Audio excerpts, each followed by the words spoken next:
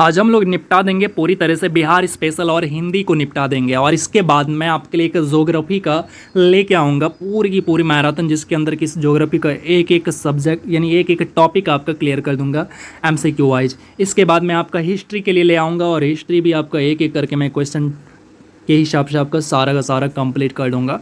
और ये दोनों का दोनों चीज़ जो लेकर आऊँगा मैं ज्ञान बिंदु सर का लेकर आऊँगा। सो आप पैसेंस बनाए रखना, धैर्य बनाए रखना, भरोसा रखना इस भाई पर। आपको मैं सारा कुछ कंप्लीट करा दूंगा, क्योंकि मैंने जो ले रखा है जिम्मा वो आपको पूरा करके दिखाऊंगा। आपको एक सीट दिला के रहूँगा और आपको फिजिकल की तैयारी करनी है इसके बाद। यानी जिस दिन आप एग्ज़ाम दे देंगे आपको लग जाएगा कि आप जो है 65 के आसपास स्कोर कर रहे हैं, तो आप जो है बेहिचक ग्राउंड पकड़ लीजिएगा।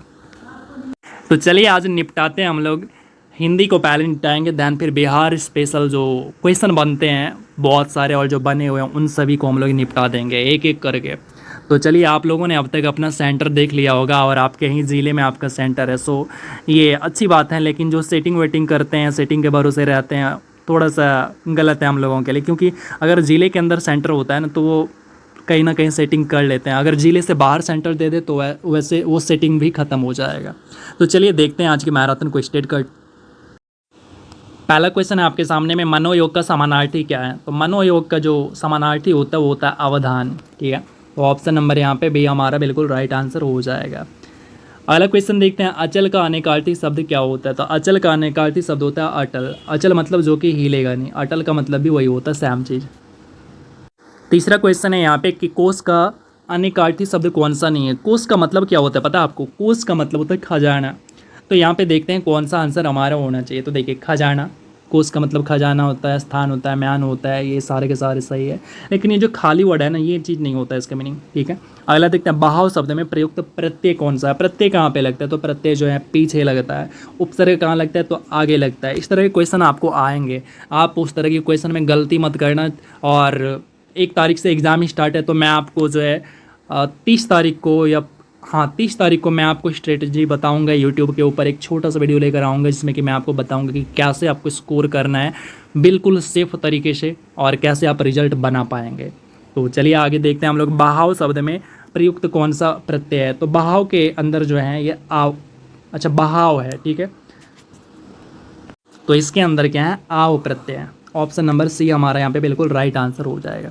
अगला निम्नलिखित में से कौन सा क्रीदंत प्रत्यय है? तो क्रीदंत प्रत्यय की अगर बात करूँ तो ये है आपका बिकाऊ। कौन सा है? तो बिकाऊ यहाँ पे राइट आंसर हो जाएगा, क्रीदंत प्रत्यय। अगला है, पुरोहित में उपसर्ग कौन सा है? तो उपसर्ग कहाँ लगता है? आगे। तो पुरोहित के अंदर जो है उपसर्ग है ये आपका पूरा, पूरा जोड़ हित, यानी दूसरों के हित चाहने वाला, उसको कहता है पुरोहित। पूरा जोड़ हित, ठीक है, पुरोहित। अगला क्वेश्चन देखते हैं, कौन सा उपसर्ग आचार शब्द से पूर्व लगने पर उसका अर्थ जुल्म हो जाता है? ठीक है, तो देखिए, दुराचार, दूर प्लस यहाँ पे तो है, आचार प्रत्यय लगाना है। ठीक है, आचार प्रत्यय लगाना नहीं, उपसर्ग लगाना है, उपसर्ग लगाना है, उपसर्ग लगाएंगे तो ये हो जाएगा अति उपसर्ग लगाइए आचार के साथ, तो अत्याचार। अत्याचार का मतलब क्या होता है? जुल्म होता है। तो ऑप्शन नंबर बी राइट हो जाएगा। अगला क्वेश्चन देखते हैं, यहाँ पे कह रहा है निर्वाह में कौन सा प्रयुक्त उपसर्ग है? तो निर्वाह के अंदर जो है नीर उपसर्ग है। ऑप्शन नंबर सी राइट हो जाएगा। निम्नलिखित में से किस शब्द में प्रत्यय का उपयोग हुआ है? तो किस में हुआ है? तो देखिए, धन प्लस इक, धनिक, तो ये आपका ऑप्शन नंबर डी यहाँ पे राइट हो जाएगा। अतीव शब्द में कौन सा उपसर्ग है? तो अतीव में अगर उपसर्ग की बात करूँ तो ये आपका अति, लेकिन हर शिकार की मात्रा, ये भी ध्यान रखना है। चिरायु, चिरायु का मतलब होता है लंबी आयु। तो चिरायु शब्द में प्रयुक्त उपसर्ग कौन सा है? चिर का मतलब क्या होता है? लंबा, ठीक है, लंबी, बहुत बड़ी। ठीक है, चिर शब्द में प्रयुक्त उपसर्ग कौन सा है? तो चिर में उपसर्ग कौन सा है? तो ये है आपका चिर प्लस आयु। आप संधि विच्छेद अगर कर पाते होंगे इसको, तो ईजिली जो है आप निकाल देंगे कि इसमें कौन सा उपसर्ग है, कौन सा प्रत्यय है। इसके बाद है अ उपसर्ग से बना शब्द कौन सा है? तो किसमें जो है अ उपसर्ग लगा हुआ है? तो ये है आपका अचेत। चेत का मतलब समझ रहे हैं ना, जो कि बिल्कुल ध्यान, मतलब सावधान हो, होश में हो, तो उसको चेत कहते हैं। अचेत मतलब जो मूर्छित हो, होश में नहीं हो, तो अप्रत्यय के अंदर लगा हुआ है। अगला देखते हैं, परि उपसर्ग से कौन सा शब्द जोड़े जिसका अर्थ छोड़ना हो जाता है? परि उपसर्ग में कौन सा शब्द जोड़े जिसका अर्थ होता है छोड़ना? ठीक है, तो इसके अंदर जो है आप जोड़िए परिहार। परिहार का मतलब हो जाता है छोड़ना। ठीक है, ऑप्शन नंबर बी हो जाएगा। अगला देखते हैं, लौकिक शब्द में प्रत्यय कौन सा है? तो लौकिक, लोक प्लस इक, संधि विच्छेद इसका कीजिए, आपको इजीली मिल जाएगा आंसर। तो लोक प्लस इक, तो जैसे ही करेंगे तो ये हो जाता है लौकिक। तो 14 का आपका बी राइट आंसर हो जाएगा। अगला है, गमन को विपरीतार्थक बनाने के लिए किस उपसर्ग का प्रयोग करते हैं? तो आपने पढ़ा होगा संस्कृत में गमन, आगमन, हिंदी में भी पढ़े हैं नो डाउट, और संस्कृत में आप पढ़ते हैं गम, आगम, ठीक है। अहम आगच्छामि, मैं आता हूँ, आगच्छामि नहीं होता है, सही तो है, अहम आगच्छामि, मैं आता हूँ, अहम गमिष्यामि, मैं आऊँगा, ठीक है। संस्कृत वैसे आपके लिए, बहुत बच्चों के लिए, आपके लिए नहीं, बहुत बच्चों के लिए ये सिर दर्द होता है। आगे देखते हैं 15 का यहाँ पे क्या हो जाएगा आपका, बी हो जाएगा, ऑप्शन नंबर बी। अगला क्वेश्चन देखते हैं, अनुरोध, आग्रह, अनुरोध विनय पूर्वक याचना है तो आग्रह का आशय है। तो आग्रह का आशय जो होता है वो होता है अधिकार भाव से उद्भूत याचना, ठीक है। तो ऑप्शन नंबर बी राइट हो जाएगा। अनुसंधान का समानार्थी शब्द कौन सा है? अनुसंधान का समानार्थी शब्द जो होता है वो होता है खोज, ठीक है। अगला क्वेश्चन देखते हैं, अवधि का समानार्थी पूछा है। तो अवधि का समानार्थी यानी पर्यायवाची जिसको आप कह रहे हैं, तो अवधि का समानार्थी जो होता है वो होता है आपका समय। अवधि का मतलब होता है समय। अहंकार का अर्थ है आत्मज्ञान का घमंड, जबकि दीप का अर्थ है, तो दीप का अर्थ क्या होता है? तो इसका अर्थ हो जाता है भौतिक घमंड। ऑप्शन नंबर ए राइट हो जाएगा। आमंत्रण का अर्थ है बुलाना, जबकि निमंत्रण का अर्थ है, वही समानार्थी ही है। तो निमंत्रण का अर्थ जो होता है वो होता है अच्छी तरह से बुलाना, ठीक है, अच्छी तरह से, सम्मान के साथ। गृह का अर्थ होता है घर या निवास, समानार्थी शब्द है सब। तो ग्रह का अर्थ क्या होता है? तो ग्रह का जो अर्थ होता है वो होता है नक्षत्र, ठीक है। बोलते हैं ना तुम्हारा ग्रह खराब चल रहा है, ठीक है, तो वही है। श्रम, परिश्रम, इसका अर्थ होता है शारीरिक मेहनत। तो परिश्रम, जबकि परिश्रम इसका अर्थ क्या होता है? तो परिश्रम का अर्थ होता है शारीरिक व मानसिक मेहनत, यानी फिजिकल और मेंटल दोनों वर्क। अंगरक्षक का तद्भव शब्द क्या होता है? तो इसका तद्भव शब्द जो होता है वो होता है आपका अंगरखा। तद्भव में कहते हैं अंगरखा। अगहन का तत्सम रूप कौन सा होता है? तो इसको कहते हैं अग्रहण कहते हैं, ठीक है। तो 24 का अग्रहण, अग्रहायन कहते हैं, ठीक है। और 24 का डी राइट हो जाएगा। 25 है, आद्रक एक तत्सम शब्द है, तो इसका तद्भव शब्द क्या होगा? तो ये होता है आपका अदरक, ठीक है, जिसको आदि कहते हैं। अगला क्वेश्चन देखते हैं, कर्ण का तद्भव रूप क्या होता है? ये आपको अगर तद्भव तत्सम पूछता है तो ये इंपॉर्टेंट है, आपको यहाँ से पूछेगा, इसलिए आप प्रैक्टिस कर लीजिए। थोड़ा सा उटपटांग लगेगा, वो इसलिए लगता है क्योंकि आपने कभी इसको देखा नहीं है। आप बस इसको देख कर जाइए, आप दिमाग में सेट करके जाइए, तो दिक्कत आपको नहीं होने वाला है। आपके एग्ज़ाम में, आपके पेपर में अगर दिख गया ना, आप इसको तोड़ फोड़ के रख दोगे, भरोसा रखिए। तो चलिए आगे देखते हैं। अगला क्वेश्चन है, कर्ण का तद्भव रूप क्या होता है? तो कर्ण को क्या बोलते हैं? अब कान बोलते हैं, ठीक है। ऑप्शन ए राइट हो जाए। निम्न में तद्भव तत्सम का सही युग्म नहीं है, ठीक है। तो कौन सा सही नहीं है? तो ये जो डंडा देख रहे हैं, डंडा, ये डंडा नहीं होता है, ये गलत है, ठीक है। चलिए अगला क्वेश्चन देखते हैं, बाकी सब सही है। निम्नलिखित में से तत्सम शब्द का सही जोड़ा नहीं है। तो 28 की अगर बात करूं तो ये हो जाएगा आपका चक्षु। चक्षु ये आपका गलत है, चक्षु आँख। आगे देखते हैं, भूख शब्द का तत्सम क्या होता है? तो भूख शब्द का जो तत्सम होता है वो होता है आपका बुभुक्षा, यानी खाने की इच्छा। अगला क्वेश्चन देखते हैं, संस्कृत के शब्द जो हिंदी में ज्यों के त्यों प्रयुक्त होते हैं वो क्या कहलाते हैं? तो उसको कहते हैं तत्सम कहते हैं, यानी ज्यों के त्यों, जैसा हिंदी में वैसा संस्कृत में, तो उसको तत्सम कहते हैं। लेकिन अगर संस्कृत में अलग और हिंदी में अलग यूज करने लगे तो उसको तद्भव कहते हैं, ठीक है। अगला है, फूल का पर्यायवाची कौन सा नहीं है? तो फूल का पर्यायवाची की अगर बात करूँ तो ये जो तनुजा देख रहे हैं ना, तनुजा का मतलब होता है बेटी, लड़की। तो ऑप्शन नंबर डी यहाँ पे राइट हो जाएगा। अगला है, वीणा पानी का पर्यायवाची शब्द क्या होता है? तो वीणा पानी किसको कहते हैं, पता होगा आपको। ऑप्शन नंबर बी सरस्वती को कहते हैं, सरस्वती माता। दिए हुए शब्दों में भिन्न अर्थ वाला शब्द कौन सा है जिसका अर्थ अलग मिलता है? तो कौन सा है? भास्कर, रवि, दिवाकर, ये सारे के सारे जो होते हैं सूर्य को बोलते हैं। जबकि जो आपका डी दे रखा है सुधाकर, इसका मीनिंग अलग होता है। अब क्या मीनिंग होता है हमें कमेंट करिए, क्योंकि मुझे पता नहीं है, कन्फ्यूज किया हुआ है इसलिए। मीन का पर्यायवाची अर्थ क्या होता है? तो मीन का पर्यायवाची, मीन मतलब होता है मछली, तो इसका पर्यायवाची हो जाता है मत्स्य। तो मीन हो जाएगा, मत्स्य हो जाएगा, झस हो जाता है, मछली हो जाता है, ये सारा का सारा आपको ध्यान रखना पड़ेगा। दीन का पर्यायवाची कौन सा नहीं है? तो दीन का पर्यायवाची कौन सा नहीं है? तो ये जो आप देख रहे हैं ना दीन, ये वाला दीन दीर्घिकार की मात्रा वाला, इस दीन का मतलब होता है गरीब, ठीक है। बाकी दिवस हो गया, वार हो गया, बासर हो गया, ये दीन का ही पर्यायवाची होता है, ठीक है। अगला है भुजंग का पर्यायवाची शब्द। तो भुजंग की पर्यायवाची शब्द जो होता है वो सांप होता है। सांप हो गया, सर्प हो गया, ये भुजंग का पर्यायवाची है। खर का पर्यायवाची शब्द क्या होता है? तो खर का पर्यायवाची शब्द जो होता है वो होता है गधा। ऑप्शन नंबर सी यहाँ पे राइट हो जाएगा। स्तन्य का पर्यायवाची शब्द कौन सा है? तो स्तन्य का पर्यायवाची होता है दूध। दूध को और भी कुछ कहते हैं, ठीक है। क्या क्या कहते हैं दूध को, थोड़ा सा कमेंट कर ही दीजिएगा हमको तो ज़्यादा बेटर रहेगा। पेय कहते हैं किसको? तो पेय कहते हैं पानी को, जल को, नीर को, ठीक है। तरनी का पर्यायवाची शब्द क्या होता है? तो तरनी का पर्यायवाची शब्द जो होता है वो होता है आपका, तो यहाँ पे राइट आंसर हो जाएगा ऑप्शन नंबर ए। तरनी का मतलब होता है सूर्य, इसको ध्यान में रखिएगा क्योंकि यहाँ पे गलती करते हैं, ठीक है। तरनी में हर्षिकार की जब मात्रा हो तो उसका मतलब होता है सूर्य, इस चीज़ का ध्यान रखिएगा, ठीक है। आगे देखते हैं अनिल का पर्यायवाची शब्द कौन सा है? तो अनिल का मतलब होता है क्या?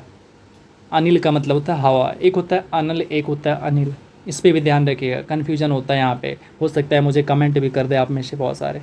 तो अनिल का मतलब होता है हवा, तो यहाँ पे ऑप्शन नंबर बी में आपको दिख रहा होगा, सी में दिख रहा होगा पवन, ठीक है। तो यहाँ पे राइट हो जाएगा, 40 का सी राइट हो जाएगा। जबकि अगर अनल बोले तो अनल का मतलब आग होता है। समुद्र मंथन करना है, इसका अर्थ क्या होता है? तो समुद्र मंथन करना होता है मतलब कठोर परिश्रम करना है, तो ऑप्शन नंबर डी यहाँ पे राइट हो जाएगा। अगला क्वेश्चन है अतड़ियों में बल पड़ना, इसका क्या मतलब होता है? तो अतड़ियों में बल पड़ने का मतलब होता है, एक मिनट इसको एडजस्ट कर दूँ, चलिए, इसका अर्थ होता है बहुत हंसना। ऑप्शन नंबर बी राइट हो जाएगा। कच्चे घड़े पानी भरना, तो कच्चे घड़े पानी भरना का अर्थ होता है ठीक ढंग से काम न करना, तो ऑप्शन नंबर बी यहाँ पे राइट आंसर हो जाएगा, ठीक है। चलिए 44 देखते हैं। विहंगम दृष्टि का अर्थ क्या होता है? तो विहंगम दृष्टि का जो अर्थ होता है वो होता है आपका सम्यक दृष्टि, ऑप्शन नंबर सी राइट हो जाएगा। पुत्र की हरकतों से तंग आकर पिता ने उसे क्या कर दिया? सो यहाँ पे पढ़िएगा तो फिर आपको सही ऑप्शन फिल हो जाएगा। तो पिता ने उसे तितांजलि दे दी, क्या कर दी? तितांजलि दे दी। तितांजलि दे दी का मतलब होता है, तितांजलि देना का मतलब होता है त्याग देना, ठीक है। क्या होता है? त्याग देना, तो ऑप्शन नंबर से यहाँ पे राइट हो जाएगा। कुपमंडूक होना, इसका क्या अर्थ होता है? तो चलिए इसका ऑप्शन को देखते हैं। तो इसका अर्थ होता है अत्यंत सीमित ज्ञान होना, यानी ऑप्शन नंबर सी हो जाएगा, ठीक है। कूपमंडूक का मतलब क्या होता है पता है? कुएं का मेंढक होना, यही कह रहा है आपसे। तो अत्यंत सीमित ज्ञान होना। उसके बाद है भागीरथ प्रयत्न का अर्थ क्या होता है? तो इसका अर्थ होता है असाधारण प्रयत्न, ठीक है। घुटने टेक देना, तो घुटने टेक देना का अर्थ क्या होता है? तो घुटने टेकना का अर्थ होता है आपका हार मान लेना, ऑप्शन नंबर सी हो जाएगा। काम काज में कोरा होना, तो इसका मतलब होता है काम काज ना जानना, यानी काम नहीं जानना। आपको जो है क्वेश्चन पूछा जाएगा मुहावरा, हिंदी जवाब देंगे, हिंदी का सेक्शन में जाएंगे, एक मुहावरा आपको दिखेगा आपको यहाँ से। सो आप पैसेंस बनाए रखना। अब ये मत सोचना है कि क्या पढ़ो क्या नहीं पढ़ो, आपको मैं जो करा रहा हूँ ना आप प्रैक्टिस करते जाओ। आपका तैयारी जो है ना बाकी की तुलना में अलग हो रहा है, आप एक अलग लेवल पे जा रहे हैं। चादर के बाहर पैर पसारना, इसका अर्थ क्या होता है? तो इसका अर्थ होता है क्षमता से अधिक खर्च करना, व्यय करना। गुण के विरुद्ध नाम हो तो कौन सी लोकोक्ति का प्रयोग होगा? यानी कहते हैं ना जैसा नाम उसका उल्टा काम है तुम्हारा, तो यही यहाँ पे पूछ रहा। तो उसके लिए मुहावरा क्या होगा? तो इसके लिए मुहावरा होता है आँख का अंधा नाम नयन सुख, ठीक है। आँख का अंधा नाम नयन सुख, ऑप्शन नंबर से यहाँ पे राइट हो जाएगा। अगला क्वेश्चन देखते हैं। निम्नलिखित में से शुद्ध वर्तनी अशुद्ध वर्तनी यानी कौन है जो कि गलत तरीके से लिखा गया है, ये हमें बताना है, ठीक है। तो यहाँ पे अगर मैं आंसर की बात करूँ, जो नीरस है, अच्छा यहाँ पे ना क्वेश्चन ही गलत है, इसको उल्टा पूछना था कि कौन सा शुद्ध वर्तनी वाला है। तो यहाँ पे आपका ये वाला सही है, बाकी जो है वो गलत है, ठीक है। चलिए अगला है निम्नलिखित में अशुद्ध वर्तनी शब्द कौन सा है? तो अशुद्ध वर्तनी शब्द यहाँ पे प्रिंटिंग गलत है, आप जो है शुद्ध को चुनिए, ठीक है। तो शुद्ध को अगर मैं चुनूँ तो यहाँ पे 53 में हो जाएगा आपका ऑप्शन नंबर बी। क्वेश्चन पलट के आप जो है ढूंढिए क्योंकि यहाँ पे थोड़ा सा प्रिंटिंग में गलती है। निम्नलिखित में से शुद्ध कौन है? चलिए शुद्ध को ढूंढते हैं, अब यहाँ से सही है। तो शुद्ध यहाँ पे कौन सा है? तो ये आपका सुंदरता, ऑप्शन नंबर सी सही है। क्वेश्चन नंबर 55 देखते हैं। तो यहाँ पे आपका विनती सही है। क्वेश्चन नंबर 56 देखते हैं। भगवत प्रेम लिखा हुआ है, तो यहाँ पे कौन सा सही है? तो ये आपका भगवत प्रेम, भगवत प्रेम, ये ऑप्शन नंबर सी राइट है। अगला अगला क्या आ रहा है, क्या अशुद्ध वर्तनी का चयन करो। अशुद्ध का चयन करना है, ठीक है। ढोलक, तो ढोलक क्या ये सही लिखा हुआ है, बिल्कुल सही लिखा हुआ है। ढेंकली ये भी सही लिखा हुआ है। ढक्कन ये भी सही लिखा हुआ है। ढकोसला ये गलत लिखा हुआ है, ठीक है। तो ऑप्शन सही हो जाएगा। क्वेश्चन नंबर 58 देखिए, तो इसमें जो है सुंदर सही है, सुंदरता भी सही है, सौंदर्य भी सही है, लेकिन सौंदर्यता नहीं है, ये गलत है, ठीक है। ऑप्शन नंबर डी हमारे लिए आंसर हो जाएगा। अगला है 59 नंबर, सही कौन लिखा हुआ उसको चुनना है। प्राक कथन, अगर मैं लिखाना स्टार्ट कर दूं तो आधा से अधिक बच्चा जो है इसमें क्या हो जाएंगे, गोल हो जाएंगे। तो यहाँ पे हमारा जो पहला ऑप्शन है ना, ये सही है, प्राक कथन, ठीक है। अगला क्वेश्चन है सही वाला चुनना है, तो कौन सा सही है। चलिए, इसमें अगर मैं सही की बात करूं तो यह तदोपरांत, यानी तत् प्लस उपरांत, अगर इसको मैं संधि विच्छेद करूं तो तत् प्लस उपरांत, तो ऑप्शन नंबर ए यहाँ पे सही है। निशाचर में कौन सा समास है, तो चलिए इसके ऑप्शन को देखते हैं। तो निशाचर में जो है ये बहुव्रीहि समास है, ठीक है। ऑप्शन नंबर सी राइट हो जाएगा। इसके बाद है पाप पुण्य में कौन सा समास है। पाप उसका उल्टा है पुण्य, तो इस तरह की जो भी वर्ड लिखा जाता है उसमें होता है आपका द्वंद्व समास। इसके बाद एक कौन सा बहुव्रीहि समास का उदाहरण है, तो बहुव्रीहि समास किस में है, तो ये हमसे पूछ रहा है। तो जब पंचानन बोलते हैं ना, तो एकानन पंचानन वृषवाहन साजे, आपने आरती पढ़ा होगा, तो उसमें पंचानन किसी भगवान के लिए बोला जाता है, यानी पंचानन बोलते ही हमारे दिमाग में भगवान जी का रूप आ जाता है। यानी पंचानन जो इसका उत्तर पद है और प्रथम पद है, यानी उत्तर पद है और उसके बाद पूर्व पद है, इन दोनों को छोड़ के अर्थ जो है किसी तीसरे का आ रहा है, तो फिर वैसे समास को कहते हैं बहुव्रीहि समास, ठीक है। अब यहाँ पे ये भी गलती लिखा हुआ है, इन सब पीछे मत जाइएगा। आगे देखते हैं, नरोत्तम में कौन सा समास है। नरोत्तम, नरों में उत्तम, ठीक है। तो यहाँ पे आंसर की बात करूँ तो इसके अंदर जो है तत्पुरुष समास है। कैसे, नरों में उत्तम, में पर इसमें आता है, अधिकरण में आता है, अधिकरण में आता है, अधिकरण कारक में। तो आपका जो तत्पुरुष समास होता है उसके ये पार्ट होते हैं, अधिकरण कारक जो होते हैं ये पार्ट होते हैं, तो इसीलिए में पर कौन सा हो गया, तत्पुरुष समास हो गया। पंचवटी में कौन सा समास है, तो पंच यानी पाँच, वटी यानी पाँच, ये पाँच का अर्थ दे रहा है, संख्या बता रहा है, तो ये कौन सा समास हो जाएगा, द्विगु समास हो जाएगा। उसके बाद है निम्नलिखित में से एक शब्द द्विगु, यानी किस में जो है द्विगु समास है, ये पूछ रहा है हमसे। तो द्विगु समास जो है आपका सप्ताह, क्योंकि सप्त यानी सप्त मतलब होता है सात, तो ये संख्या को दिखा रहा है। चलिए, जितेंद्रिय में कौन सा समास है, तो जितेंद्रिय के अंदर जो है बहुव्रीहि समास है। इसके बाद है नीलकमल में कौन सा समास है, तो इसके अंदर जो है कर्मधारय समास है। गौशाला में कौन सा समास है, तो इसमें जो है तत्पुरुष समास है। गौ के लिए शाला, यानी गौ के लिए घर, शाला का मतलब घर होता है, तो गौ के लिए, तो इसमें क्या हो गया, के लिए संप्रदान कारक, तो संप्रदान कारक ये तत्पुरुष का पार्ट हो गया, तो ये आपका ऑप्शन नंबर ए राइट हो जाएगा। अगला है मुख दर्शन में कौन सा समास है, तो मुख दर्शन में जो है आपका तत्पुरुष समास है। मुख दर्शन मतलब मुख का दर्शन, ठीक है। तो ऑप्शन नंबर बी यहाँ पे राइट हो जाएगा। वनवास में कौन सा समास है, तो वन में वास, वनवास को क्या कहेंगे, वन में वास, तो में पर कहाँ आता है, अधिकरण, ये इसमें आता है, अधिकरण कारक में आता है, जो कि तत्पुरुष का पार्ट है। अव्ययी भाव समास का उदाहरण कौन सा है, तो ये आपका प्रतिदिन, दिन दिन प्रतिदिन, ये सारे के सारे आते हैं अव्ययी भाव समास में। अव्ययी भाव समास का फिर से उदाहरण पूछा हमसे, तो ये हो जाएगा आपका मन मना, ऑप्शन नंबर सी राइट हो जाएगा। अलग क्वेश्चन है तत्पुरुष समास का उदाहरण कौन सा है, तो तत्पुरुष समास का उदाहरण है आपका दीनानाथ।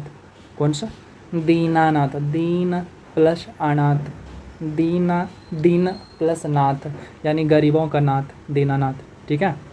तो गरीबों का नाथ, का आया ना, का संबंध कारक, तो ये तत्पुरुष के पार्ट होते हैं।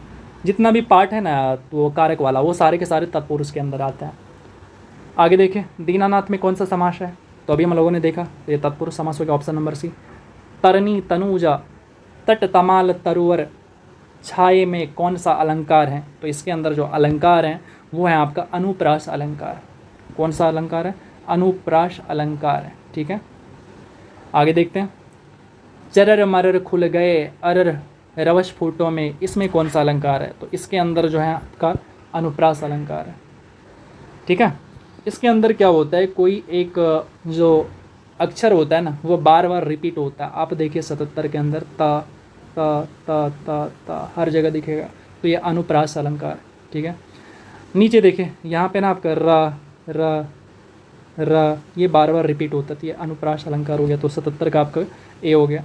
रहीमन जो गति दीप की, कुल कपूत गति सोए, बारे उजियारी लगे बढ़े अंधेरो होए। तो इसमें कौन सा अलंकार है? तो चलिए आगे देखते हैं। इसके अंदर श्लेष अलंकार है, तो ऑप्शन नंबर डी राइट हो जाएगा। 3 बेर खाती थी वे 3 बेर खाती थी। अब यहाँ पे देखिए जो बेर है ना, इसका कमाल देखिए, ये 2 बार यूज हुआ है, लेकिन दोनों बार जो है अलग अलग मीनिंग के साथ यूज हुआ है। 3 बेर, यहाँ पे जो बेर है ना उस फल की बात हो रही है, लेकिन यहाँ पे दोबारा जो ये यूज हो रहा है यहाँ पे, ये जो है 3 टाइम्स की बात हो रही है। यानी वो 3 बेर जो है 3 बार खाती है। यहाँ पे 3 बेर, यहाँ पे दोबारा जो बेर है उसका मतलब संख्या बता रही है कि वो कितने बार खाती है, वो बता रही है। तो इस तरह के जो अलंकार होते हैं जो कि एक ही शब्द का अलग अलग मीनिंग लेके आती है, इस तरह के जो अलंकार होते हैं वो यमक अलंकार होती हैं। ऑप्शन नंबर सी हो जाएगा। देखिए आपके लिए बहुत बड़ी चीज़ हो जाएगी कि पता है मुझे, लेकिन आप ना इसको कर जाइए। हिम्मत को, जो मोटिवेशन है ना आपका, उसको डाउन नहीं होने देना है, क्योंकि मोटिवेशन अगर डाउन हो जाएगा तो फिर दिक्कत है। क्योंकि आपके सामने एग्ज़ाम है अभी, उस एग्ज़ाम को तोड़ना है, फोड़ना है, घबराना नहीं इन चीज़ों से। एक क्वेश्चन अगर आप छोड़ भी देंगे तो ज़्यादा कुछ नहीं बिगड़ेगा, लेकिन अगर आप पूरा का पूरा वीडियो ही छोड़ देंगे तो फिर आपके लिए परेशानी है। चलिए आगे देखते हैं निम्नलिखित में से कौन सा शब्दालंकार नहीं है। तो कौन सा नहीं है? तो ये आपका उपमा जो है ये शब्दालंकार नहीं है। तोता डाली पर बैठा, इसमें कौन सा कारक है? तो इसमें कोई बड़ा तो है नहीं, में पर। अब आप बता सकते हैं कौन सा कारक है, तो ये अधिकरण हो गया आपका। ठीक है, अगला क्वेश्चन है मुरली गाँव से चला गया, इसमें कौन सा कारक है? तो गाँव छोड़ के चला गया, यानी गाँव से मुरली का क्या हो गया? जुदाई हो गया, विदाई हो गया। तो इस तरह की जो कारक होते हैं ये इसमें अपादान कारक आते हैं, यानी यहाँ पे जो से है ये अपादान कारक है। ठीक है, कारक चिन्हों को यह भी कहा जाता है। तो कारक चिन्हों को और क्या कहा जाता है? तो इसको परसर्ग भी कहते हैं। वे उत्तम संस्कारों से हमें दृढ़ करेंगे, वाक्य में किस कारक का प्रयोग हुआ है? तो यहाँ पे जो ये से है ना, इसके बारे में बताना है। तो ये जो से है आपका करण कारक, ऑप्शन नंबर ए राइट हो जाएगा। मोहिनी ने निबंध लिखा, यह वाक्य कौन सा है? तो मोहिनी ने निबंध लिखा, तो इसके अंदर देखिए मोहिनी कर्ता, निबंध कर्म, और लिखना ये क्रिया हो गया। तो इसमें तीनों चीज़ें, और लिखना जो है ये आपका कैसा है? सकर्मक क्रिया है। तो 85 का आपका बी राइट आंसर हो जाएगा, ये है आपका सकर्मक क्रिया। अगला है सब ग्रामवासी खजाना लूटने को दौड़ पड़े। तो कौन सी क्रिया है इसके अंदर? इसके अंदर जो है आपका संयुक्त क्रिया है। कैसी क्रिया है? संयुक्त क्रिया है। कैसे? तो लूटना एक अलग क्रिया है, दौड़ना एक अलग क्रिया है, दोनों को मिल के वाक्य जोड़ा गया है, तो ये संयुक्त क्रिया हो गया है। ठीक है, अगला क्वेश्चन देखते हैं। निम्नलिखित में से किस वाक्य में क्रिया काल वर्तमान काल में है? तो वर्तमान काल में बताना है। तो आप जो देख रहे हैं, मैं तुम्हारा पत्र पढ़ रहा हूँ, तो ये आपका वर्तमान काल में है। कृदंत प्रत्यय किन शब्द से जुड़ते हैं? तो कृदंत प्रत्यय जो होते हैं वो हमेशा आपका क्रिया के साथ जुड़ते हैं। ठीक है, अगला धातु के बाद क्या लगाने से पूर्वकालिक क्रिया बनती है? तो धातु के बाद जो है कर लगाने से क्या बन जाती है? पूर्वकालिक क्रिया बन जाती है। ठीक है, आगे देखते हैं। जैसे पढ़ कर, लिख कर, दौड़ कर, तो ये पूर्वकालिक क्रिया बन जाती है। अगला क्वेश्चन नंबर 90, भाषा की सबसे छोटी इकाई क्या होती है? तो भाषा की सबसे छोटी इकाई जो होती है वर्ण होती है। अगला क्वेश्चन है अक्षा ध्वनि किसके अंतर्गत आती है? तो अक्षा ध्वनि जो है ये आपका संयुक्त वर्ण के अंदर आती है। अब आपको कमेंट करना है कि अक्षा किससे मिलके बनता है। अक्षा बराबर व्हाट आपको बताना है कमेंट बॉक्स में। एक तो मैं बता देता हूँ, अक्षा के अंदर होता है क, प्लस क्या होता है ये आप हमें बताइए। अगला क्वेश्चन देखिए। अगला क्वेश्चन है निम्नलिखित में से उच्चारण स्थान के आधार पर कंठ से लेकर मुख विवर में उच्चरित ध्वनियों में सही अनुक्रम क्या होता है? तो सही अनुक्रम की अगर मैं बात करूँ तो ये हो जाएगा आपका कंठ, तालु, उसके बाद है आपका, इसको मैं पढ़ नहीं पा रहा हूँ, फिर है दंत, उसके बाद है ओष्ठ। तो ये ऑप्शन आपका राइट हो जाएगा। अगला क्वेश्चन देखते हैं। वर्णमाला किसे कहते हैं? तो चलिए देखते हैं। तो वर्णों के व्यवस्थित समूह को क्या कहते हैं? वर्णमाला कहते हैं। उसके बाद है निम्नलिखित में से कौन स्वर नहीं है? तो कौन स्वर नहीं है भाई? तो ये जो आप देख रहे हैं ना, चा छा जा जा या, ये आपका स्वर नहीं है, बाकी सारे के सारे स्वर हैं। इसके बाद है निम्नलिखित में से एक संयुक्त व्यंजन नहीं है। तो कौन है जो कि संयुक्त व्यंजन नहीं है? उसकी अगर मैं बात करूँ तो अभी मैंने बताया आपको, ये अच्छा संयुक्त है, त्रा भी संयुक्त है, ज्ञा भी संयुक्त है, लेकिन ये जो मूर्धन्य श है ये संयुक्त नहीं है। अच्छा, आपको एक काम करना है, ये अच्छा के बारे में, त्रा के बारे और या के बारे में आपको कमेंट करना है कि ये किससे मिलके बना होता है। आप हमें कमेंट करिए, एक क्वेश्चन आपको कंफर्म देखना है। आगे चलते हैं। निम्न में से नासिक के व्यंजन कौन सा, यानी जिसका उच्चारण नाक से होता है, ये पूछ रहा है। तो ये जो आप यहाँ देख रहे हैं ना, यहाँ ये वाला चाचा जाके में जो आता है लास्ट में, तो ये हो गया ऑप्शन नंबर बी राइट हो गया। अगला क्वेश्चन देखते हैं। जिन शब्दों के अंत में आ आता है उसे क्या कहते हैं? तो जिन शब्दों के अंत में आ आता है उसको अकारांत कहते हैं। क्या कहते हैं? अकारांत कहते हैं। ठीक है, अकारांत कहते हैं। अकारांत यानी अ से अंत होने वाले को अकारांत कहते हैं। ठीक है, उसके बाद है अनुनासिक का संबंध होता है। अनुनासिक का जो संबंध होता है वो नाक और मुंह से होता है, अनुनासिक। ठीक है, तालव्य स मूर्धन्य स दंत श ह कौन से व्यंजन कहलाते हैं? तो इन सभी को कहते हैं संघर्ष व्यंजन कहते हैं। अगला क्वेश्चन देखते हैं। ज्ञ का किन वर्णों के संयोग से ये बना हुआ है? मैंने आपको क्वेश्चन पूछा था, तो चलिए कोई बात नहीं। तो यहाँ पे मैं अगर आंसर की बात करूँ तो आपको पता है, तो यहाँ पे जो आपका राइट आंसर हो जाएगा वो हो जाएगा आपका, क्या हो जाएगा? ज। इसको पूरा ज नहीं पढ़ना है, इसको पढ़ते हैं ज, जबकि यहाँ पे जो लिखा हुआ है इसको पढ़ते हैं ज। इसको स्पीड में पढ़ते हैं ज और इसको पढ़ते हैं ज। ठीक है, ध्यान देना है, प्लस या। ठीक है, तो ऑप्शन नंबर बी हमारा राइट हो जाएगा। तो चलिए अब बिहार स्पेशल हम लोग देखने वाले हैं और पूरी तरह से इसको ख़त्म करेंगे। पैसेंस बनाए रखिएगा और अपने जो मोटिवेशन है उसको डाउन मत होने देना और पूरा का पूरा मैराथन करके जाना है। और बदले में आपसे बस मैं यही चाहता हूँ कि हमें भी मोटिवेट करते रहिए, सब्सक्राइब करके, लाइक करके, सपोर्ट करके, शेयर करके हमें भी मोटिवेट करते रहिए। आप मेरे मोटिवेशन है। तो चलिए देखते हैं हम लोग बिहार स्पेशल को। अब पहला क्वेश्चन है आपके सामने कि बिहार का न्यूनतम जनसंख्या वाला ज़िला कौन सा है? यहाँ से बहुत सारे क्वेश्चन पूछे जाते हैं, पूरा भर भर के थैला पूछे जाते हैं। मजाक नहीं कर रहा हूँ, सच में बता रहा हूँ आपको।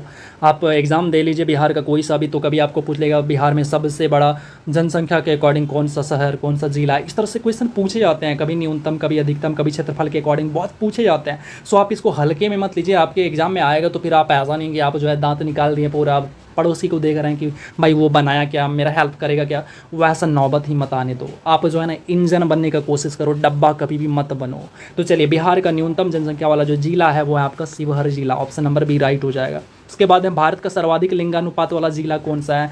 माफ़ करिए, भारत का नहीं, तो बिहार की बात करें तो बिहार की अगर मैं बात करूँ तो ये हो जाएगा आपका गोपालगंज, जो कि सर्वाधिक लिंगानुपात यहाँ पे देखने को मिलता है। ठीक है, जबकि रोहतास जिला में सर्वाधिक क्या है? पढ़े लिखे लोग हैं। क्या है? पढ़े लिखे लोग, यानी साक्षरता में ये टॉप पे है। उसके बाद है बिहार में शिशु मृत्यु दर कितना है? तो बिहार के अंदर जो शिशु मृत्यु दर है वो है आपका 44 है। ठीक है, 44, ऑप्शन नंबर डी राइट हो जाएगा।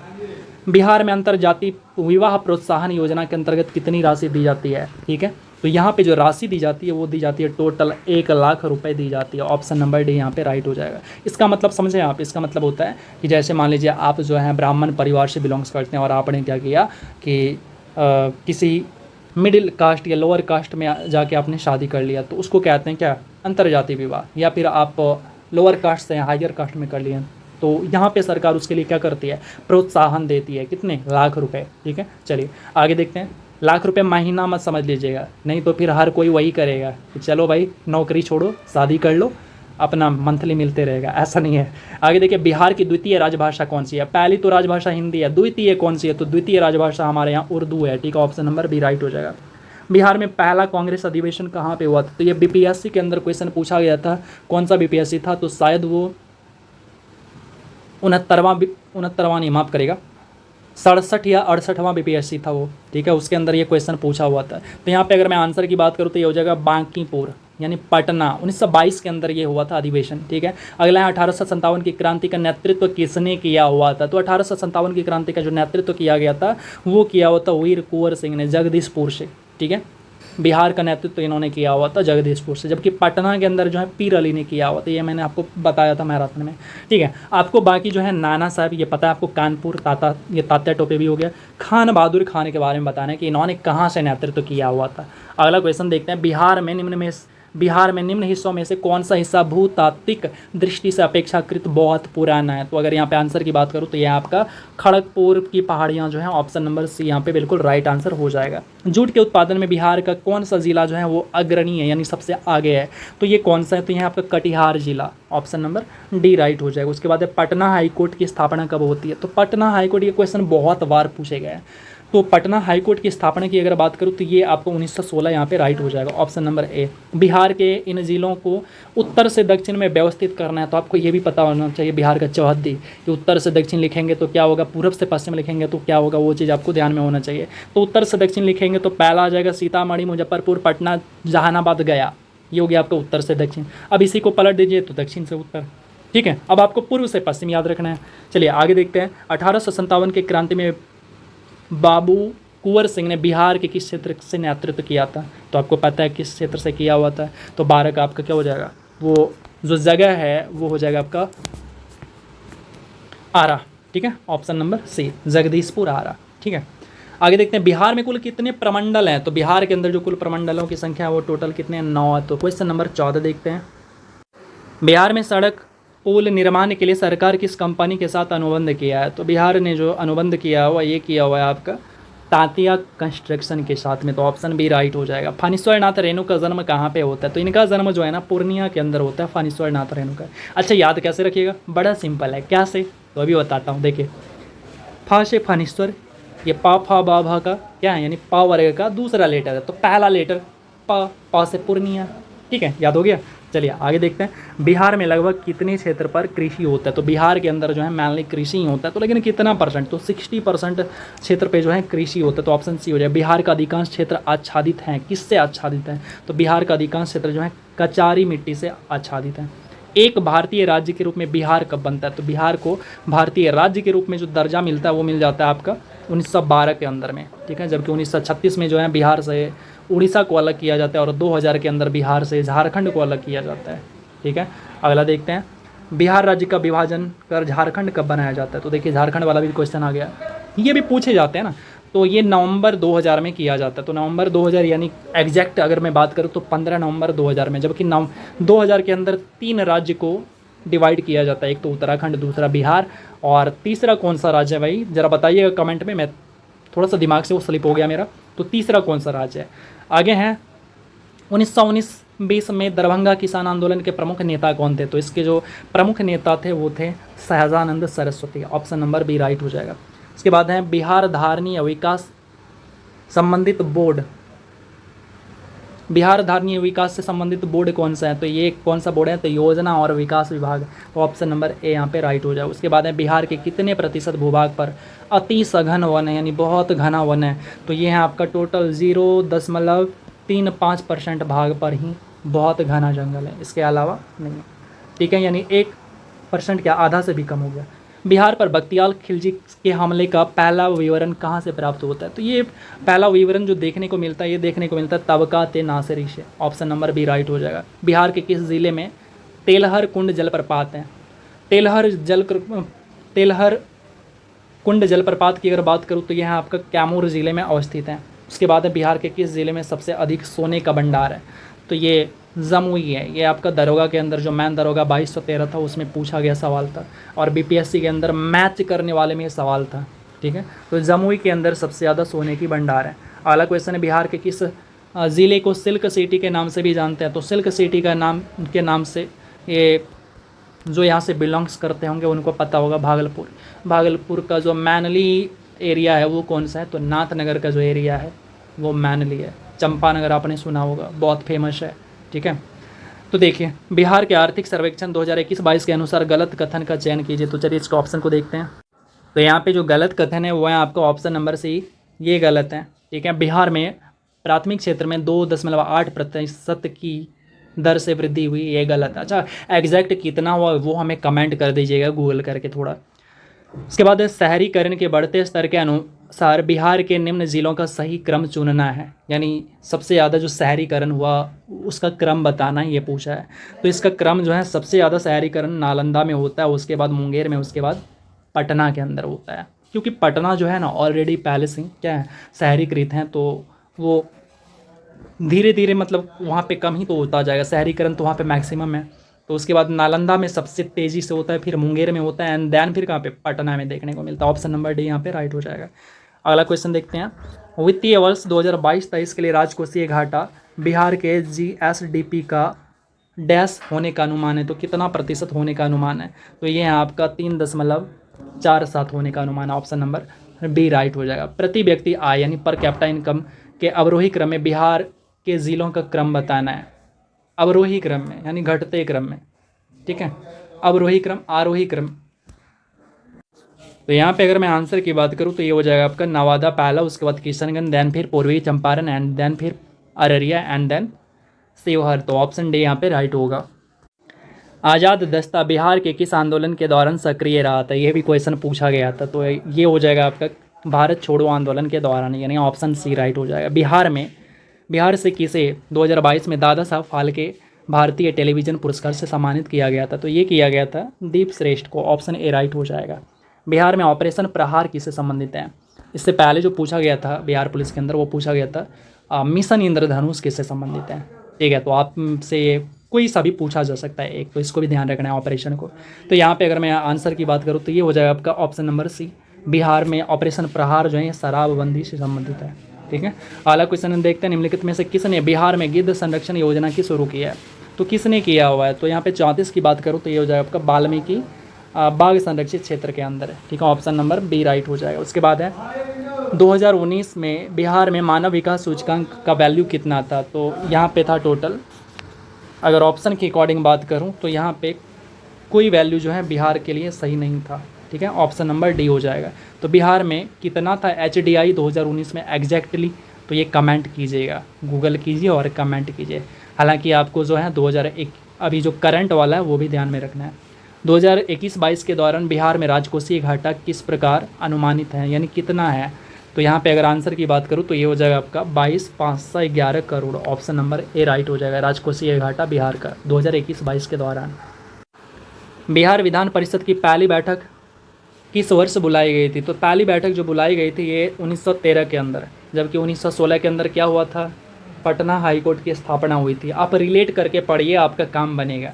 बिहार विधानसभा में अनुसूचित जाति के उम्मीदवारों की संख्या की सीटें कितनी आरक्षित हैं, ये पूछ रहा है। तो यहाँ पे 38 सीटें इनकी आरक्षित है। अगला क्वेश्चन देखते हैं। बिहार में पंचायत निकायों में महिलाओं को 50% आरक्षण किस वर्ष प्रदान किया गया था? तो ये इनको जो है 2006 के अंदर प्रदान किया गया था। कब? 2006 में। इसके बाद है बिहार में वर्ष 2021-22 के लिए पेश किए गए बजट में प्रस्तावित नया मंत्रालय किस पर केंद्रित है? तो ये टोटल केंद्रित हैं कौशल और उद्यमिता विकास के ऊपर। ऑप्शन नंबर यहाँ पे डी राइट हो जाएगा। गरीब कल्याण रोजगार अभियान बिहार के किस जिले से प्रधानमंत्री द्वारा 2020 में शुरू किया गया था? तो गरीब कल्याण रोजगार योजना अभियान जो है ये बिहार के खगड़िया ज़िले से स्टार्ट किया गया था। ऑप्शन नंबर डी यहाँ पे राइट हो जाएगा। इसके बाद है बिहार समाजवादी पार्टी, जिसका गठन कब होता है? 1931 में। तो क्या है कि इसका गठन किन्होंने किया था? तो बिहार समाजवादी पार्टी का जो गठन किया हुआ था ये था आपका फूलन प्रसाद वर्मा और जयप्रकाश नारायण ने किया हुआ था। तो ऑप्शन नंबर बी राइट हो जाएगा। अगला क्वेश्चन है, बिहार के किस जिले में अभ्रक का भंडार बहुत ज़्यादा है? इससे पहले सोने का भंडार देखे थे जो कि जमुई में था, और अभ्रक की भंडार जो है वो आपका गया ज़िले में सबसे अधिक है। कहाँ पे? तो गया ज़िले में अभ्रक का भंडार है सबसे अधिक, ठीक है। बिहार का पहला रामसर स्थल कौन सा है? बिल्कुल इंपॉर्टेंट क्वेश्चन है आपके लिए। तो ये पहला जो है आपका कांवर झील है, जो कि रामसर साइट बिहार के अंदर पहला है, ठीक है। अगला क्वेश्चन देखते हैं। अच्छा, ये रामसर नामक जगह कहाँ पे है, आपको पता है क्या? कमेंट करिए, तो कमेंट बॉक्स में कमेंट कर दीजिए। कमेंट बॉक्स आपके लिए ही खोले हैं, वरना मैं ताला लगा देता। चलिए, ब्रह्मयोनी पहाड़ी बिहार के किस ज़िले के अंदर स्थित है? तो ये जो स्थित है आपका गया ज़िले के अंदर स्थित है। ऑप्शन नंबर ए यहाँ पे राइट हो जाएगा। बिहार की रश्मि कुमारी एक हैं, तो ये क्या है? बिहार की जो रश्मि कुमारी है ना, ये एक अंतर्राष्ट्रीय कैरम चैम्पियन है। अंतर्राष्ट्रीय कैरम चैम्पियन कौन? रश्मि कुमारी, ठीक है। अगला क्वेश्चन देखते हैं। बिहार सरकार को डिजिटल इंडिया अवार्ड 2020 दिया गया, वो क्यों दिया गया था? तो ये जो दिया गया था इनको कोविड-19 के दौरान, लॉकडाउन के दौरान बिहार में मतलब बिहार के बाहर फंसे लोगों को निकालने के लिए दिया गया था, क्योंकि बिहार के अंदर जो मतलब बिहार सरकार ने जो कोविड-19 के दौरान जो काम किया था ना, वो बहुत अच्छे तरीके से किया हुआ था कोविड के दौरान, इसीलिए इनको जो है डिजिटल इंडिया अवार्ड 2020 दिया गया था। बिहार के किस कृषि जलवायु क्षेत्र में सबसे अधिक ज़िले हैं? तो ये जो है आपका उत्तर पश्चिम में सबसे अधिक ज़िले पाए जाते हैं। ऑप्शन नंबर बी हो जाएगा। भारतीय निर्वाचन आयोग ने बिहार की विधानसभा 2020 के लिए आम चुनावों के लिए प्रेस नोट कब जारी किया? तो ये प्रेस नोट जो जारी किया, ये किया था 25 सितंबर 2020 को। अगला क्वेश्चन है, पिडमॉन्ट दलदली मृदा केवल बिहार के निम्नलिखित में से किस जिले में पाई जाती है? तो ये जो जिले ये हैं आपका पश्चिमी चंपारण, जहाँ के आपका पीडमोंट दलदली मिट्टी पाई जाती है। अगला क्वेश्चन देखते हैं, निम्नलिखित में से किस जिले में बिहार का एकमात्र राष्ट्रीय उद्यान है? तो ये आपका जो है ना वही पश्चिमी चंपारण के अंदर है। कौन सा? तो आपका है वाल्मीकि। तो चलिए इसका ऑप्शन को भी देख लेते हैं। तो 51 का सी यहाँ पे राइट हो जाएगा। उसके बाद है 1632 में बिहार के पटना में किस कंपनी ने अपना कारखाना स्थापित किया हुआ था? तो 1632 के अंदर जो है, मैराथन में आपको बताया भी था, तो 1632 के अंदर जो है डच ईस्ट इंडिया कंपनी की स्थापना होती है। बिहार के पटना के अंदर इसका कारखाना है। बिहार की स्थापना कब हुई थी? तो बिहार की स्थापना बिहार के राज्य के रूप में 1912 ईस्वी में इसको दर्जा मिल जाता है। उसके बाद है बिहार में 3 कठिया प्रणाली में नील की खेती के लिए कितनी भूमि आरक्षित थी? तो ये 3 कठिया प्रणाली इसी के नाम में क्लियर है। 3 कठिया 3/20 हिस्सा होता था। कितना होता था? 3/20 होता था। तो ये हो गया ऑप्शन नंबर सी। इसके बाद है बिहार में पहला कांग्रेस सत्र कब, ये कहाँ किया गया था? तो ये तो किया जाता है पटना के अंदर 1922 में। कहाँ पे? बांकीपुर में। ठीक है, ऑप्शन नंबर यहाँ पे ए राइट हो जाएगा। उसके बाद है भारतीय निर्वाचन आयोग ने बिहार की विधानसभा 2020 के लिए आम चुनाव के लिए प्रेस नोट कब जारी की? दोबारा से रिपीट हो गया, तो ऑप्शन नंबर सी यहाँ पे आपका राइट हो जाएगा। अगला क्वेश्चन है, बिहार के राजनीतिज्ञ स्वर्गीय रघुवंश प्रसाद सिंह पहली बार किस लोकसभा के लिए चुने जाते हैं? तो ये जो चुने जाते हैं, ये चुने जाते हैं आपके 11वीं लोकसभा के लिए चुने जाते हैं। तो ऑप्शन नंबर यहाँ पे बी बिल्कुल राइट आंसर हो जाएगा। क्वेश्चन नंबर 58, 1632 में बिहार के पटना में किस कंपनी ने अपना कारखाना स्थापित किया? तो फिर से ये रिपीट हो गया क्वेश्चन, तो यहाँ पे आपका ऑप्शन नंबर बी हो जाएगा, डच ईस्ट। निम्नलिखित में से कौन सा बिहार सरकार के 7 संकल्प में शामिल नहीं है? तो यहाँ पे जो आंसर हो जाएगा वो हो जाएगा आपका बाल कल्याण, ऑप्शन नंबर डी। जबकि बाकी जो है 7 कल्याण में शामिल है। महिलाओं को रोजगार, पीने का पानी, सभी घरों में बिजली की आपूर्ति, ये सारे के सारे 7 निश्चय में शामिल हैं। ठीक है, इसके अलावा भी हैं, आप देखे होंगे स्टूडेंट क्रेडिट कार्ड योजना। उसके बाद है वो बेरोजगारी भत्ता वाला जो पैसा मिलता था 1000 रुपये, वो भी इसी में शामिल है। अगला है बिहार में 3 कठिया प्रणाली में नील की खेती के लिए कितनी भूमि? तो ये हो गया आपका 3/20 हो जाएगा, ऑप्शन नंबर सी राइट हो जाएगा। 6 मार्च 2018 को किस शहर में उप मुख्यमंत्री श्री सुशील मोदी ने बिहार के पहले स्टार्टअप हब के उद्घाटन किया हुआ था? तो ये कहाँ पे किया हुआ था? तो ये किया हुआ था इन्होंने पटना के अंदर। तो ऑप्शन नंबर यहाँ पे सी राइट हो जाएगा। बिहार सोशलिस्ट पार्टी का गठन कब होता है? तो इनका गठन जो है 1927 ईस्वी में 1927 नहीं, माफ़ करेगा, ये आपका जो है 1931 ईस्वी में होता है। तो ऑप्शन नंबर यहाँ पे सी राइट हो जाएगा। ठीक है, अगला देखते हैं। अगला क्वेश्चन है, जुलाई 2018 तक बिहार का पटना ज़िला कितने ज़िलों से घिरा हुआ था? तो ये जो है टोटल 9 ज़िलों से घिरा हुआ था। तो ऑप्शन नंबर यहाँ पे सी राइट हो जाएगा। भारत के राज्यों में जूट उत्पादन में बिहार का स्थान कौन सा है? तो बिहार का स्थान जो है जूट उत्पादन के अंदर दूसरा है। ठीक है, पहला किसका है? तो ये आप हमें कमेंट में करिएगा। उसका इंग्लिश में नाम जो है W से स्टार्ट होता है। चलिए, हर वर्ष 22 मार्च को मनाए जाने वाले बिहार दिवस का क्या महत्व है? तो देखिए, इसकी अगर मैं बात करूँ तो बिहार दिवस का महत्व क्यों है, तो 1912 में बिहार को बंगाल प्रेसिडेंसी से अलग करने के लिए, यानी बिहार को अलग कर दिया जाता है बंगाल प्रेसिडेंसी से, इसीलिए जो है बिहार दिवस मनाया जाता है 22 मार्च को। ऑप्शन सी राइट हो जाएगा। आधुनिक बिहार के निर्माता के रूप में किसे जाना जाता है? तो ये जाना जाता है सच्चिदानंद सिन्हा को जाना जाता है। तो ऑप्शन नंबर ए यहाँ पे बिल्कुल राइट आंसर हो जाएगा। उसके बाद है बिहार में स्वराज दल की स्थापना किसने की? तो बिहार के अंदर जो है इसका स्थापना डॉक्टर श्री कृष्ण सिंह ने किया हुआ था, जो कि क्या थे, बिहार के पहले मुख्यमंत्री रह चुके थे। ठीक है, अगला क्वेश्चन है, असहयोग आंदोलन के दौरान बिहार में किसने काश्तकारों का नेतृत्व किया था? तो ये किया हुआ था स्वामी विद्यानंद ने। तो ऑप्शन यहाँ पे ए राइट हो जाएगा। बिहार का वह ज़िला जहाँ गंगा नदी की सबसे अधिक लंबाई है, तो वो ज़िला कौन सा है? तो वो ज़िला है पटना ज़िला। ठीक है, ऑप्शन नंबर सी यहाँ पे राइट हो जाएगा। अगला क्वेश्चन देखते हैं, बिहार के निम्नलिखित शहरों में से कौन सा नेपाल के साथ सीमा शेयर नहीं करता है? तो नेपाल के साथ जो है पूर्णिया का सीमा शेयर नहीं होता है, जबकि किशनगंज, मधुबनी, सीतामढ़ी का होता है। चलिए, इसके बाद में बिहार किस अधिनियम द्वारा पृथक होता है? तो बिहार जो है 1935 का भारत सरकार अधिनियम के थ्रू ये अलग हो जाता है, अलग प्रांत बनता है। इसके बाद है महिला के लिए पंचायती राज संस्थाओं में 50% का आरक्षण कुछ राज्यों में वैध हैं जैसे, तो ये कहाँ कहाँ वैध हैं? ठीक है, तो ये आंसर की बात करूँ तो ये है आपका बिहार के अंदर, उत्तराखंड के अंदर, मध्य प्रदेश के अंदर और साथ ही साथ हिमाचल प्रदेश के अंदर। तो सारे राज्यों में ये वैध हैं। 50%, यानी महिलाओं को पंचायती राज के अंदर 50% का आरक्षण इन चारों राज्यों में वैध है। आगे देखते हैं बिहार में SPUR परियोजना किससे संबंधित है। तो SPUR परियोजना जो है ये नगर वित्त से संबंधित है। ऑप्शन नंबर डी राइट हो जाएगा। बिहार में किस स्थान पर गांधी जी का पहला सत्याग्रह हुआ था। तो ये जो है इनका पहला सत्याग्रह होता है चंपारण में, ठीक है, पश्चिमी चंपारण में। अगला है निम्नलिखित में से कौन सा शहर बिहार में पूर्व दिशा में स्थित है। तो कौन सा शहर है, तो ये है आपका कटिहार जो कि पूर्वी बिहार में स्थित है, ठीक है। तो चलिए रिक्त स्थानों की पूर्ति करते हैं। कह रहे बंगाल बिहार में भूमि पर काश्तकारों के अधिकतर बंगाल काश्तकारी अधिनियम द्वारा दिए गए थे। तो ये कब दिए गए थे, तो यहाँ पे हो जाएगा आपका 1885 के अंदर, जिस समय जो है बंगाल ये कांग्रेस का स्थापना होता है उसी समय।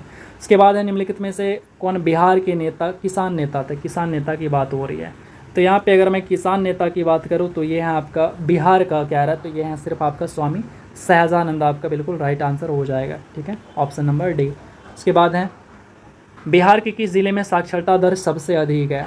तो यहाँ पे अगर मैं आंसर की बात करूँ तो ये हो जाएगा आपका रोहतास ज़िला। मैंने आपको शुरू में बताया भी था, ये रोहतास ज़िला है जो कि सबसे ज़्यादा साक्षरता दर यहाँ पे देखने को मिलता है, जबकि आपको पूर्णिया के अंदर सबसे कम देखने को मिलता है।